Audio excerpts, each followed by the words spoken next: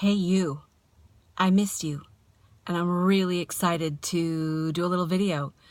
I am touching base and I need to create some accountability. So I am asking you that if by Sunday I have not announced that I have completed 2 interviews with individuals in my community for whom I am inspired by, that have really had to come a long way and have risen above the petty or low vibration victimization mentality.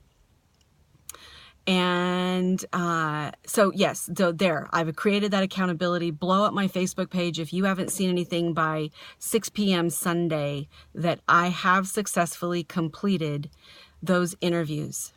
Okay, on to the other topic, which is part of that accountability. I don't know about you guys, but I have been very busy in the doing part of my life, the doing and not the being. And the last few days I have felt really out of sorts because I've had some time on my hands where the doing was absent and it was an opportunity to just be. And I found myself feeling really at a loss for what am I going to be in the moment. I have feelings and fears and challenges and relationships that are stressful to varying degrees. And I found myself in a place of peace where there was no interruption in my own being. And I was a little at loss, which tells me that I've been busy giving my power away. I have been doing the others say jump and I say how high. So I'm busy in the people pleasing again. It's not a good place for me. I lose myself too easily. And I already know that if you're watching this video based on the laws of attraction, you do too. Or you know someone who is, and maybe you are the one that they're losing themselves to. But I have a really strong feeling that you're letting your power go and you're jumping at every hiccup or burp. And sometimes that's for survival, and that can last only so long.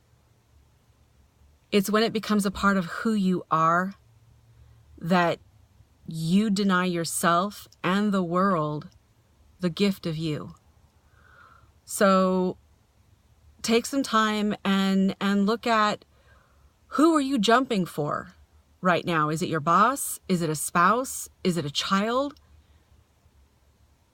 And ask yourself a few questions. Would you rather be right than happy? Are you too afraid to speak the truth? And so you just surrender to servitude? Are you in genuine danger?